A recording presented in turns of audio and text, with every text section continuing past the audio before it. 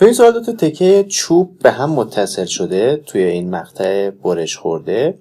صورت سوال میگه اگر زاویه بتا 25 درجه باشه و با نیروی 10 کیلو نیوتن این 2 تکه چوب کشیده بشه، تنش عمودی و تنش برشی رو توی این سطح تماس یا سطح اتصال 2 تکه چوب به دست بیارید. خب اگر من بیام یک تکه از این چوب رو بکشم به این شکل که زاویه اینجا رو داریم 25 درجه و از این طرف نیروی 10 کیلو نیوتن داره بهش وارد میشه، میدونیم که اینجا روی سطح تماس 2 تا نیرو ایجاد میشه، یک نیروی عمودی و یک نیروی برشی. خب بهتره بایستی اول این نیروی عمودی و برشی رو محاسبه بکنیم. برای اینکه نیروی عمودی و برشی رو حساب بکنیم، من محور مختصات رو به این شکل میگیرم، x رو در این جهت میگیرم و y رو در این جهت میگیرم.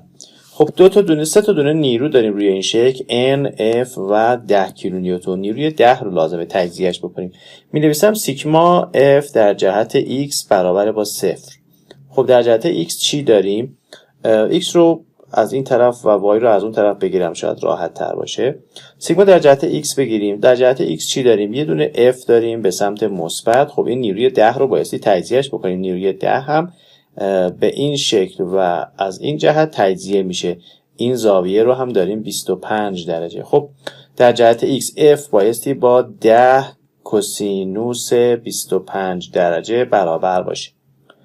خب مقدار f به دست میاد، پس f میشه 10 ضرب در کوسینوس 25 که میشه 9.06 کیلو نیوتن. و اگر سیگما f y بنویسیم، سیگما f y برابر با 0 میشه n رو داریم در جهت y و که بایستی با مؤلفه دیگه 10 یعنی با 10 سینوس 35 درجه برابر باشه. خب مقدار n رو هم میتونیم حساب کنیم، میشه 4.23 کیلو نیوتن.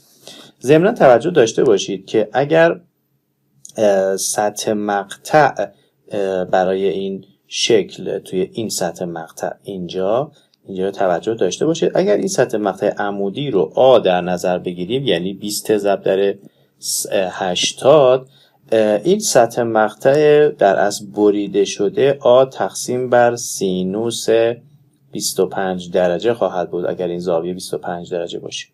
A تقسیم بر سینوس 25 درجه خواهد بود. خب حالا میتونیم تنش های برشی و عمودی رو برای این سطح حساب کنیم. تنش عمودی یعنی سیگما برابر میشه با نیروش یعنی n مون رو داریم یا بنویسمش n تقسیم بر مساحت هم A تقسیم بر سینوس 25 درجه است.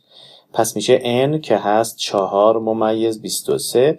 این سینوس 25 میاد توی صورت ضرب در سینوس 25. 10 به توان 3 هم بذارم چون بر حسب کیلو نیوتنه. تقسیم مخرجم فقط یه آ مون دیگه، این سینوس رو آوردیمش توی صورت. آ هم هست 120 ضرب در 80 ضرب در 10 به توان -6 تبدیلش کردم به میلیمتر. خب مقدار سیگما رو میتونیم حسابش کنیم به این وسیله، میشه 186.2 کیلو پاسکال. و مقدار تاو یا تنش برشی میشه نیروی برشی که مقدار F رو میخوایم. F رو داریم 9.06 10 به توان 3 تبدیل به نیوتن کردم. تقسیم بر مساحت هم A 120 ضرب در 80 10 به توان -6. این سینوس 25 هم دوباره میاد توی صورت ضرب در سینوس 25 درجه. این مقدار تاو رو هم اگر حساب بکنیم میشه 398.85 کیلو پاسکال. تنش های برشی و عمودی روی این سطح بریده شده یا سطح اتصال به دست اومد.